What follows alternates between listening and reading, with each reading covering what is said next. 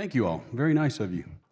I am Nicholas Johnson. I'm the Chief Evangelist with Kahua, a project management information system. I have the best job in the world because I work for perhaps the most innovative company in the world. And we've done some special things. Kahua was founded in 2009. The founders of Kahua were the founders of a 1990s company, Constructware. Grew that company up, sold it off to Autodesk. And after their time of indentured servitude with Autodesk was over, they said, let's do this again. Let's do this in a way that we now know what we did not know then. And they founded Kahua with the incentive, with the desire to solve a couple industry problems that we could not solve with the older technology we'd created. We've done that. And now, today, I want to talk to you about a third problem that we did not envision solving, but we have. And it's the problem of asset data handover between projects and owners that operate and maintain assets. So we're going to talk to you about that a little bit today. So we've heard a lot about data today. Just now heard more about it. I'm going to talk to you about data from old school, and old school data is my Rand McNally Atlas, okay? It was a book that was full of data.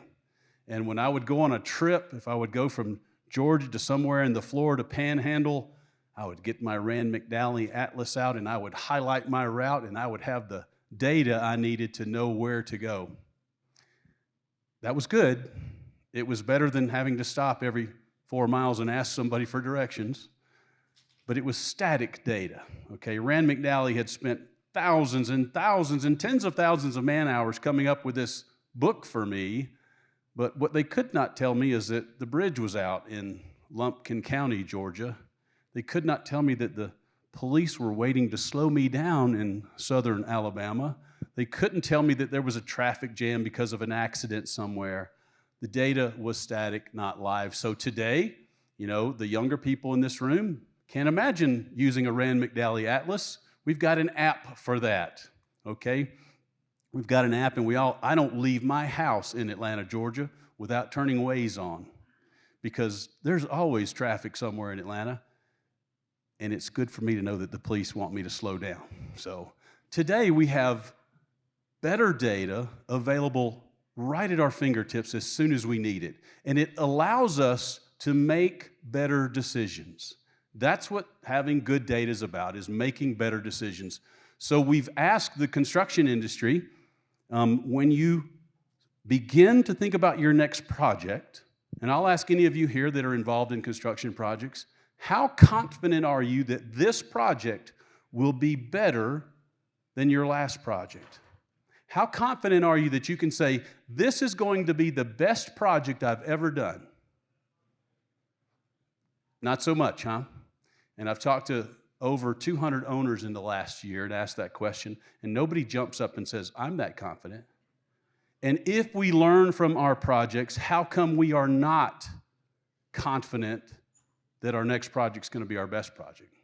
It's because we're not using data well. Here's part of the problem.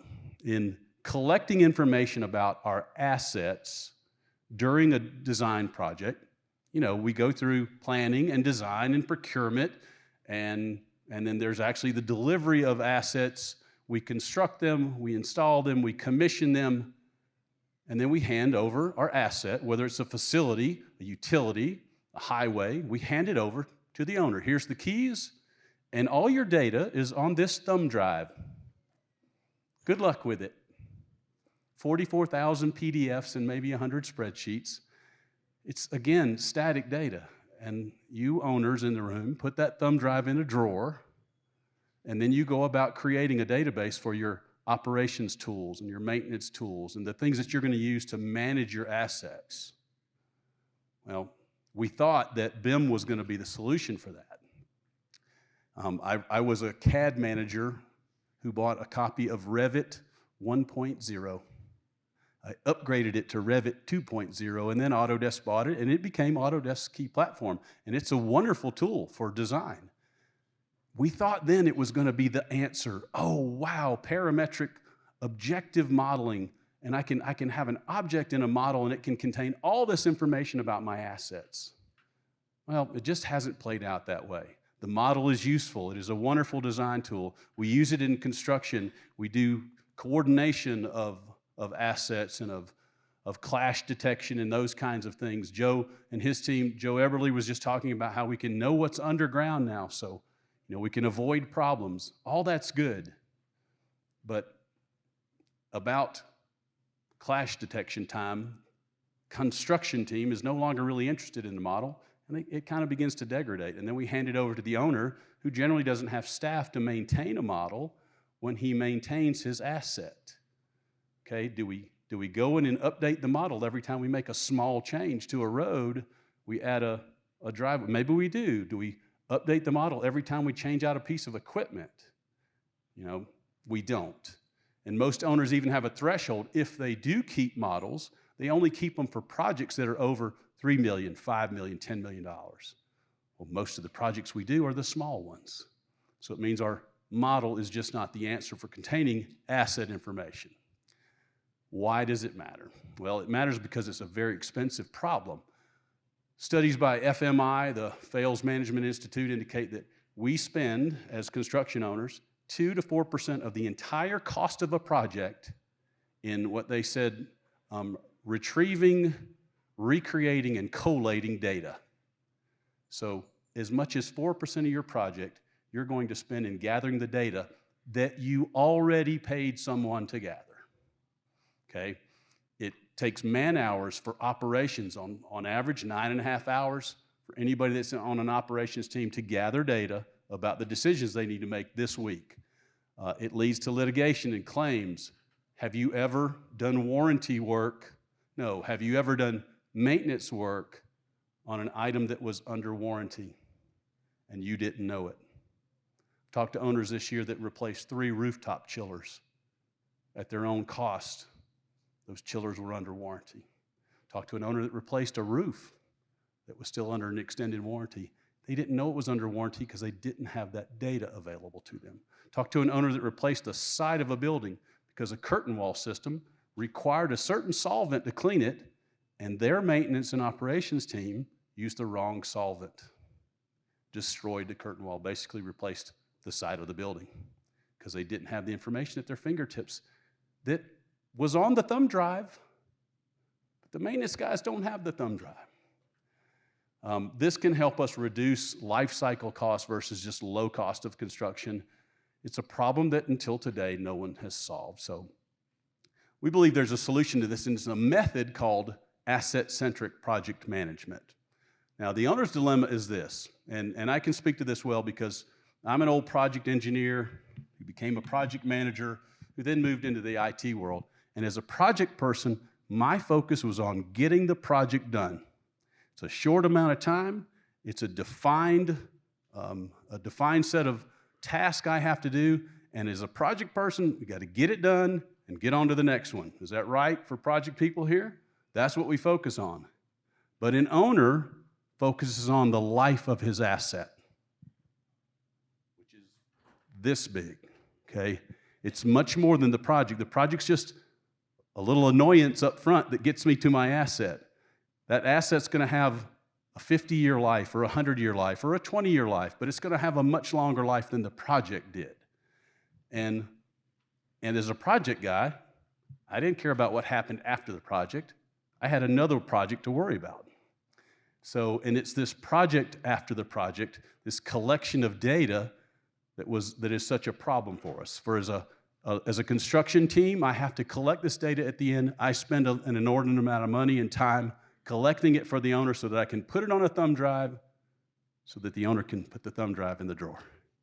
As an owner, I spend an inordinate amount of time, and it takes me months or perhaps years, depending on the complexity of my asset, in order to build the data set I need to operate properly.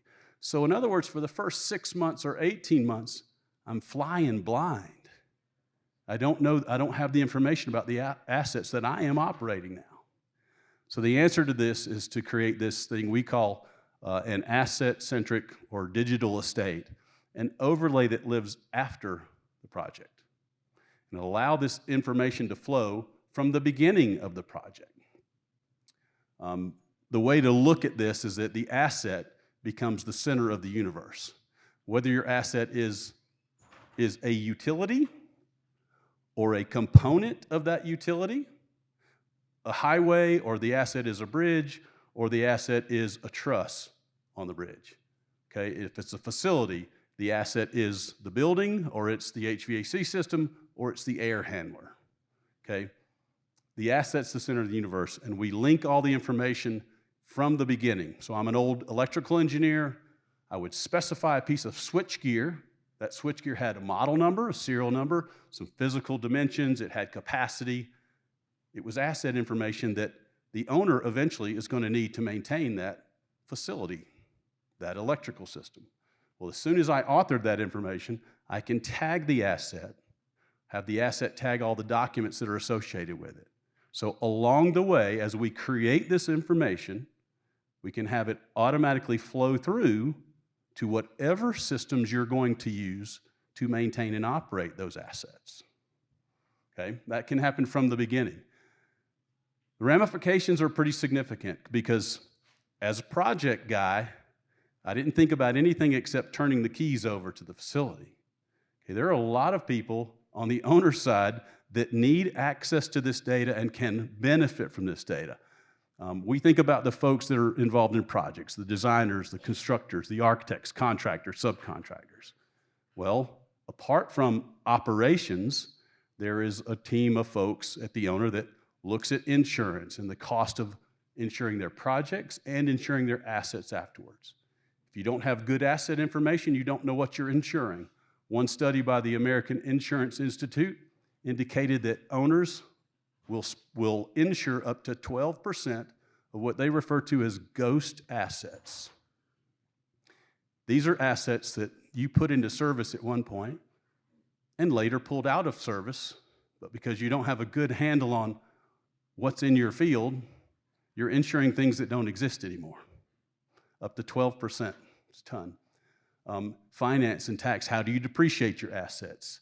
Compliance and sustainability, how are your assets helping you meet your sustainability goals? Security and IT, you know, almost every piece of equipment you put into a pump station, into a building, it all has software now. Software has security patches. Security patches need to happen on a regular basis. If you don't have a database for knowing what that is until 6 months or a year and a half after you've taken over your asset, you've got all kinds of equipment out there that have security holes. I heard a great story at another Infra Day about a company that was hacked through a toaster. Someone had gone to China and bought a toaster that would print the logo of the company into the toast. Well, in order to load the logo, you have to have Bluetooth. So the toaster was a Bluetooth toaster, and it was on the network of the company, and the company's financials were hacked through the toaster.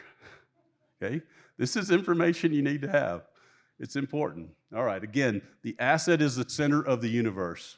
There's return on investment for this type information that's just, it goes way beyond the value of a project investment. So for all those folks that we just talked about. Now, we've learned a few things in history, and that you, the owners, have to drive this process. Let's talk first about how it works.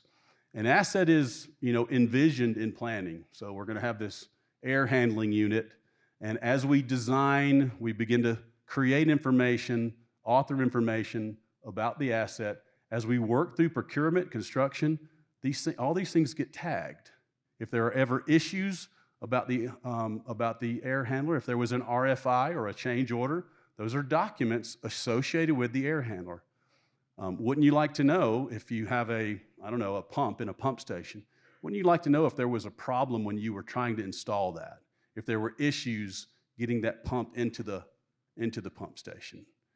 5 years later, nobody remembers how difficult it was to install the equipment and how you had to turn it or you had to recreate something to do that. Wouldn't it be great if all that information was available to your team afterwards?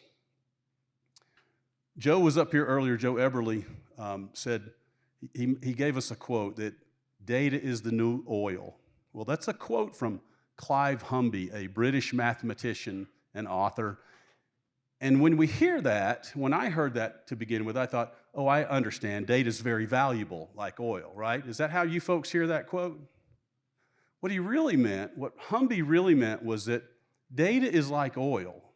It can be really valuable, But if you can't refine it, it's just a mess. Unrefined oil is good for nobody. It's been the conversation of the day, it's about data.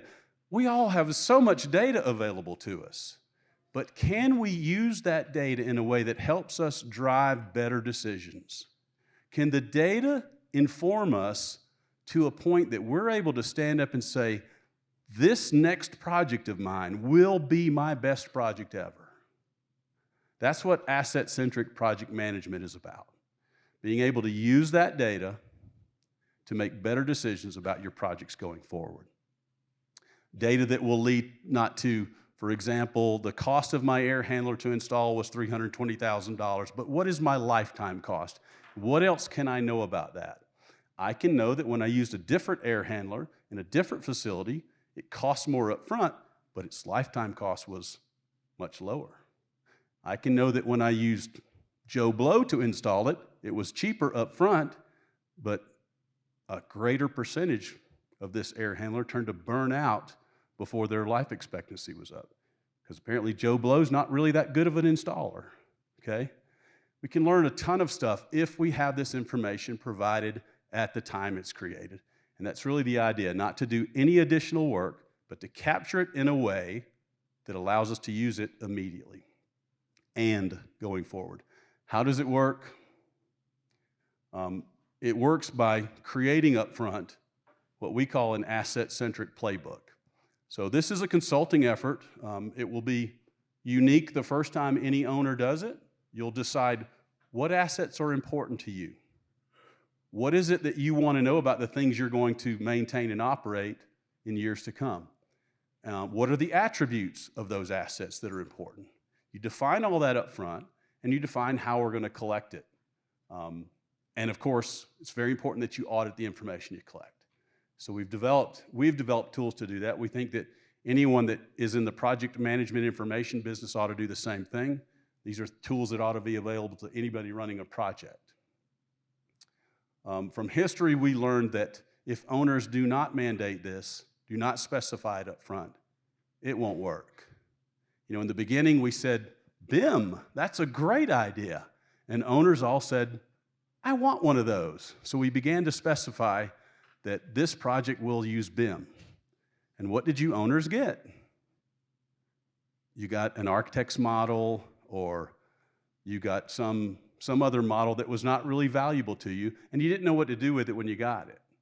And you got it, and it didn't have any asset information in it. So we began to refine our specifications for BIM, and now we get a lot more of what we want. You'll need to do the same thing with project management information systems and with asset-centric systems. In the first company that I spoke about earlier, Constructware, we learned that it wasn't enough to specify that a construction team used Constructware. We had to create a communication specification that said, use it in this way for this purpose, so that in the end we get the information we need. So that's the lesson we learned. It will be the lesson that we're going to carry with us as we go forward into using asset-centric project management. A simple system that allows you to capture information along the way about your assets that you will use for maintaining and operating them for years and years and years to come. No additional work. It's just a better way of capturing the data that you're going to need. We'll be at our table outside as you guys have lunch. Again, I'm Nicholas Johnson. I'm with Kahua. Love to talk to you all afterwards if we can be of service. Thanks for being here today.